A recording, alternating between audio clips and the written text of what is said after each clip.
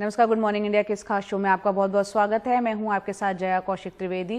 बात करते हैं मुंबई की, जहां ताउते तूफान का असर देखने को मिला और ताउते तूफान के कारण समंदर में फंसे लोगों को निकालने के लिए जो अभियान चलाया गया था वो अभी भी जारी है। जो जानकारी मिल रही है उसके मुताबिक P-305 बाढ़ से 181 लोगों को नौसेना बचा चुकी है, जबकि 79 लोगों के अब भी वहां फंसे होने की आशंका है। हालांकि ये बाढ़ डूब चुका है और जब बाढ़ डूब रहा था उसमें जो सवार थे, जो कर्मचारी थे, उन्होंने लाइफ जैकेट पहन के समंदर में छलांग लगा दी थी। अब उन्हीं को बचाने का अभियान हम लगातार देख रहे हैं। बचाए गए एक कर्मचारी ने एनडीटीवी को बताया कि बाढ़ के डूबने से पहले इस पर सवार लोगों ने लाइफ जैकेट पहनकर समंदर में छलांग लगाई थी और दूसरे बाढ़ गाल कंस्ट्रक्टर से सभी 133 लोगों को कोस्ट गार्ड और नौसेना की टीम ने बचा लिया है। ऐसे ही एक और जहाज सागर भूषण को भी बचा लिया गया है, उस पर 101 लोग सवार थे।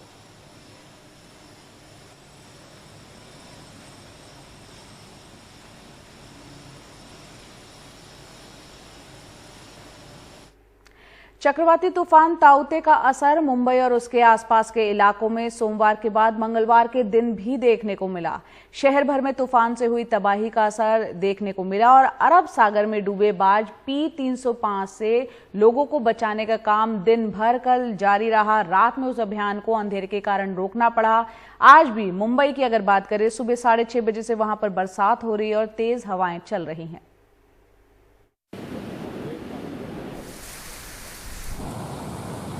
सोमवार दोपहर मुंबई के करीब अरब सागर में जब चक्रवाती तूफान ताउते गुजर रहा था तो इसका असर अरब सागर में मौजूद 2 बार्ज पर पड़ा, जिसमें कुल 410 लोग फंसे हुए थे। बार्ज P-305 मुंबई हाई में फंस गया था, जिसमें 273 लोग सवार थे।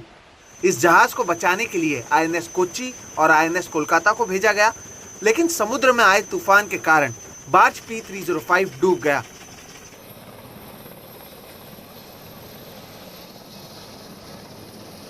मंगलवार शाम तक नौसेना ने कुल 180 लोगों को बचा लिया था, जिसमें जहाज में कुक का काम करने वाले रविंद्र सिंह भी शामिल हैं।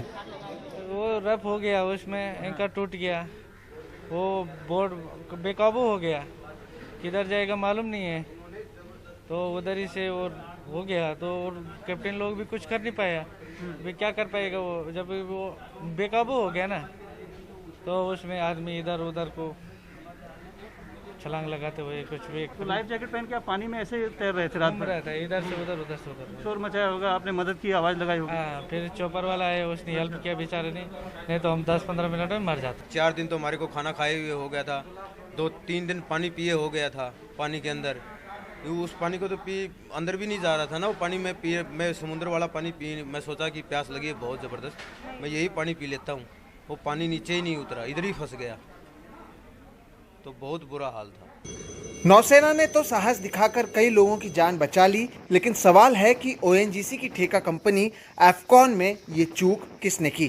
4 बार जो कि समंदर के अंदर थे वो डूबने लगे, क्योंकि हवाएं की रफ्तार इतनी तेज थी कि जो एंकरेज था वो भी उनका टूट गया। P-305 बार जिस पे 273 लोग थे वो तो पूरी तरह से डूब गया। उसमें से अभी तक तकरीबन 180 के करीब लोगों को बचाया जा सका है। गाल कंस्ट्रक्टर जो था वो भी एक चट्टानों में फंस गया और उसमें से लोगों को बचाया गया। और उसी गाल कंस्ट्रक्टर में से हम देख रहे हैं कि ये जो बचकर आए हैं, उस गाल कंस्ट्रक्टर पर काम करने वाले कर्मचारी, उनको उतारा जा रहा है इस नेवी के, नौसेना के हेलीकॉप्टर के जरिए, और इन सभी को सुरक्षित निकाला गया है जिनकी जान अटकी हुई थी, क्योंकि समंदर कल जिस तरह से उफन रहा था ताउते तूफान के चलते लोगों की जान पर आई थी, लेकिन अब उनकी जान बचा ली गई है। मौसम विभाग के विशेषज्ञों का कहना है कि 130 साल में पहली बार मुंबई में इतनी तेज हवाएं चली हैं। अब सवाल मौसम विभाग की तैयारियों को लेकर भी उठ रहे हैं।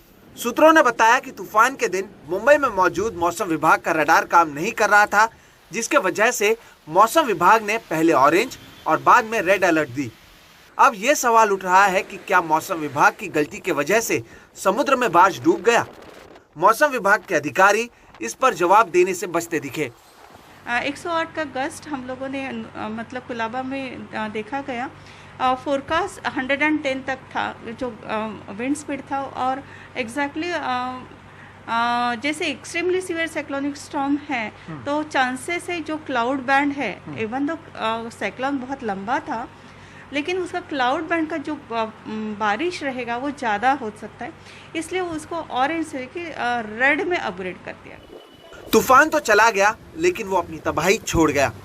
मुंबई के अलग अलग जगहों पर पेड़ गिरने की तस्वीरें सामने आई तो वहीं विक्रोली में एक महिला बाल बाल बचती नजर आई। देखिए कैसे एक विशाल पेड़ किस तरह से गिरा है।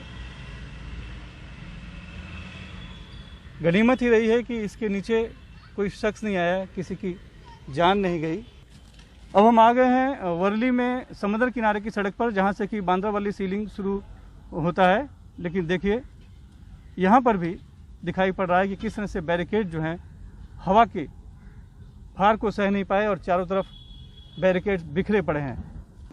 पिछले एक साल में ये दूसरा बड़ा तूफान है जिसका असर मुंबई पर पड़ा। विशेषज्ञों का कहना है कि ग्लोबल वार्मिंग का असर अरब सागर पर दिख रहा है और आने वाले दिनों में ऐसे और तूफान शहर के करीब आ सकते हैं।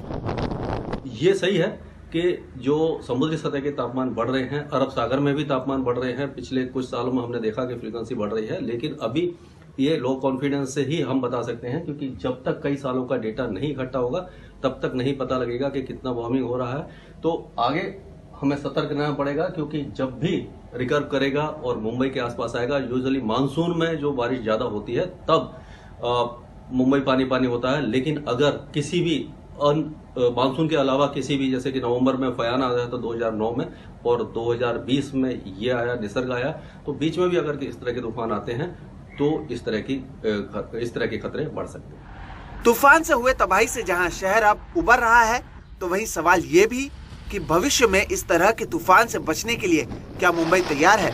Mumbai bureau report, NDTV India. इस तूफान का असर गुजरात में भी देखने को मिला और प्रधानमंत्री मोदी आज तूफान से प्रभावित इलाकों का दौरा करने गुजरात और दीव जाएंगे। पीएम अब से कुछ ही देर में 9:30 बजे दिल्ली से भावनगर जाएंगे और उसके बाद वो प्रभावित इलाकों का हवाई दौरा करेंगे।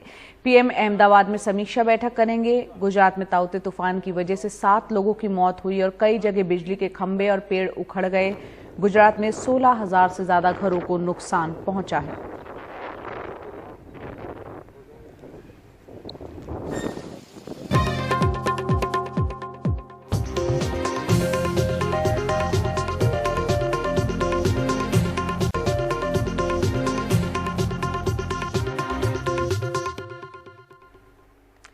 कोविड से जंग के नाम पर सरकार बड़े बड़े ऐलान ज्यादा कर रही है और जमीन पर काम कम दिख रहा है।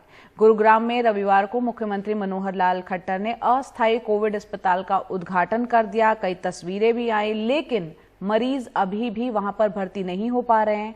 आइए देखते हैं रवि रंजन शुक्ला की गुरुग्राम और गौतम बुद्ध नगर से ग्राउंड रिपोर्ट। हरियाणा के मुख्यमंत्री मनोहर लाल खट्टर ने देवीलाल स्टेडियम में बने अस्थायी कोविड अस्पताल का फीता काटकर उद्घाटन किया। अस्पताल का जायजा भी लिया। कई अखबारों में विज्ञापन आ गए हैं और सोशल मीडिया पर मुख्यमंत्री द्वारा अस्पताल के उद्घाटन की खबरें और तस्वीरें छाई रहीं। लेकिन 2 दिन बाद यानी मंगलवार को एनडीटीवी की टीम जब यहां पहुंची तो उद्घाटन का बड़ा बैनर तो दिखा, लेकिन मरीज एक भी नहीं मिला। अस्पताल में चल रहे काम का शोर सुनाई दिया और तेजी से काम कर रहे मजदूर ही दिखे।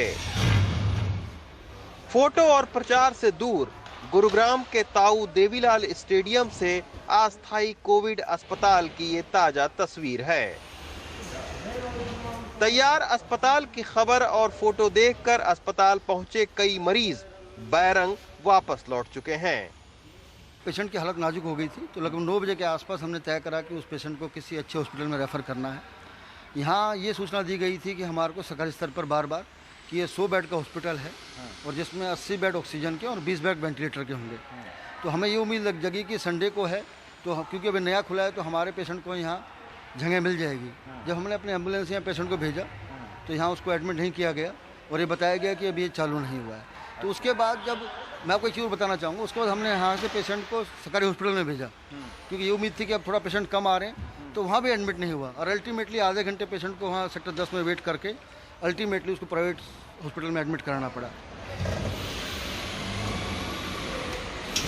तो निश्चित तौर पर अब युद्ध स्तर पर हर जगह पर अस्पताल बनाने चाहिए, जल्दी बनाने चाहिए, और जब अस्पताल बनकर तैयार हो जाए, मरीज़ों का दाखिला होने लगे, कृपया तभी आप अपना एडवर्टीज़मेंट और फ़ोटो छपवाइए अखबारों में, वरना इससे मरीज़ों के भीतर भ्रम पैदा होता है और उनका कहना है कि ये एक भद्दा मजाक उनके साथ में किया जाता है। गुरुग्राम कोविड अस्पताल से अब हम चलते हैं गौतम बुद्ध नगर के खंडेरा गांव। कुछ दिन पहले हमने आपको खंडेरा गांव के प्राथमिक स्वास्थ्य केंद्र की ये बदहाल तस्वीर दिखाई थी। मंगलवार को सुबह ही इलाके के बीजेपी विधायक और प्रशासनिक अमला जेसीबी मशीन समेत प्राथमिक स्वास्थ्य केंद्र पहुंचा। आनन फानन में विधायक जी ने अस्पताल के ताले खुलवाए, गंदगी देखा और 2 डॉक्टरों को टेस्टिंग के लिए बैठा दिया गया। लेकिन क्या अस्पताल में सुविधाएं बढ़ेंगी, डॉक्टरों की नियुक्ति होगी, इस सवाल का विधायक जी के पास फिलहाल कोई जवाब नहीं था। कुल मिलाकर गांव में कोरोना से निपटने की कोशिश खाना पूर्ति से ज्यादा कुछ नहीं है। इसमें जो गंदगी है, इस गंदगी को भी मैं अपने पास से अपने जेसी बुला करके इस गंदगी को दूर करा रहा हूँ और यहाँ पर टेस्टिंग होगी, यहाँ पर कोरोना की किट दी जाएगी लोगों को। जब कोरोना समाप्त हो जाएगा तो मैं कोशिश करूँगा कि यहाँ एक MBBS डॉक्टर परमानेंट हो जाए इस टाइप। कोरोना संक्रमण की दूसरी लहर ने हमारी स्वास्थ्य सेवाओं की पोल खोल कर रख दी है, लेकिन उसके बावजूद सरकारें अब भी ठोस कदम उठाने के बजाय प्रचार और फोटो पर ज्यादा जोर देती दिखाई पड़ रही हैं। गुरुग्राम से शशिकांत और दादरी से अरविंद उत्तम के साथ रवीश रंजन शुक्ला, NDTV इंडिया। इन सब के बीच आरोप लग रहा है कि बीजेपी की चिंता कोरोना से ज्यादा इस बात पर है कि कहीं प्रधानमंत्री बदनाम ना हो। बीजेपी ने कांग्रेस पर आरोप लगाया है कि वो पीएम मोदी को बदनाम करना चाहती है और इसके लिए वो कांग्रेस के लेटर हेड की एक चिट्ठी दिखा रही है। कांग्रेस ने इसे फर्जीवाड़ा बताया है और कांग्रेस ने इसकी शिकायत कर FIR की मांग की है। बीजेपी अध्यक्ष JP नड्डा, BL संतोष, संबित पात्रा और स्मृति ईरानी समेत कई बीजेपी नेताओं ने इस तरह के ट्वीट के जरिए कांग्रेस पर पीएम मोदी को बदनाम करने का आरोप लगाया। दावा किया कि ये कांग्रेस का लेटर हेड है और लोगों को निर्देश दिया गया है कि वे नए वेरिएंट को इंडिया स्ट्रेन और मोदी स्ट्रेन कहें और कुंभ को कोरोना फैलाने की सबसे बड़ी वजह बताएं। कांग्रेस ने इसे बीजेपी का फर्जीवाड़ा बताया है। पार्टी का कहना है कि कोरोना महामारी से निपटने में अपनी नाकामी छिपाने और वैक्सीन जैसे जरूरी मुद्दों से ध्यान भटकाने के लिए बीजेपी ने ये साजिश रची है। कांग्रेस का कहना है कि इसमें फर्जी लेटरहेड इस्तेमाल किया गया है। कांग्रेस ने पुलिस से लिखित शिकायत कर बीजेपी नेताओं के खिलाफ FIR दर्ज कर गिरफ्तारी की मांग की है। और आवाज न दें उन लोगों को जो अस्पताल के बाहर बिलख बिलख के रो रहे हैं और मर गए। शमशान घाट के बाहर लाइनें लग गई। हम उनको आवाज न दें, हम ऐसा काम नहीं करेंगे। हम अपना कर्तव्य निभाएंगे। आप हमें चुप नहीं करा सकते। कितना ही टूल किट ले आइए, कितना ही झूठ बोल दीजिए, कितना ही फरेब कर लीजिए, कितनी ही मक्कारी कर लीजिए। बीजेपी अपने आरोप पर अड़ी हुई है। देखना है कि पुलिस इस मामले में कहां तक तहकीकात करती है और किस नतीजे पर पहुंचती है। दिल्ली से उमाशंकर सिंह, NDTV इंडिया। और अब वक्त हो चला है टॉप 5 खबरों को दिखाने का। आप NDTV इंडिया के YouTube चैनल पर जाइए और पोल का हिस्सा बनिए। बताइए किन खबरों को आप चैनल पर पूरा दिन विस्तार से देखना चाहते हैं। पहली खबर है तूफान से जुड़ी हुई। अरब सागर में अब भी फंसी है 79 जिंदगियां, ताउते तूफान की खबर। साथ ही दूसरी खबर है ताउते तूफान के असर को देखने के लिए आज प्रधानमंत्री मोदी गुजरात और दीव के दौरे पर होंगे। 2 हफ्ते में बच्चों की वैक्सीन का ट्रायल होगा शुरू। तीसरी खबर। चौथी खबर है इलाहाबाद हाईकोर्ट की तल्ख टिप्पणी, जिसमें कहा गया है कि यूपी में राम भरोसे है ग्रामीण स्वास्थ्य सुविधाएं। पांचवी और आखिरी खबर कोलकाता से, जहां TMC नेताओं की जमानत पर होगी सुनवाई। तो फिलहाल मेरे साथ इतना ही, अभी वक्त है एक छोटे से ब्रेक का।